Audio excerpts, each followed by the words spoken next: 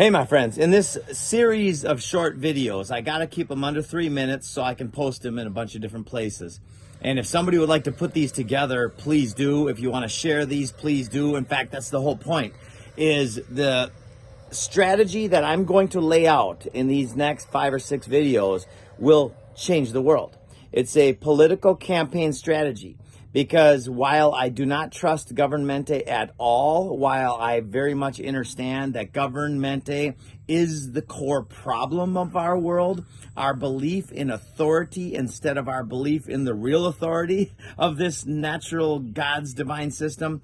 So I'm going to keep them quick, and starting with a campaign strategy that the campaign itself over the next 15, 16 months will completely change the world. Imagine your favorite politician, right? Somebody ethical, somebody courageous, somebody that's speaking out against the current insane narrative of control.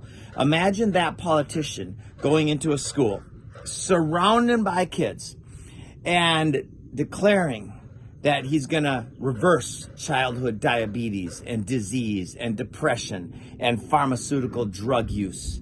How? By teaching permaculture in the schools and by taking all the poisons out of the school lunches and the school properties and the minds of the kids. This indoctrination system is a core part of our problem. So the politician is surrounded by kids and they're planting seeds. So this is an actual campaign stop where the politician is in the ground with the kids planting seeds and saying, this is how we reverse diabetes and illness.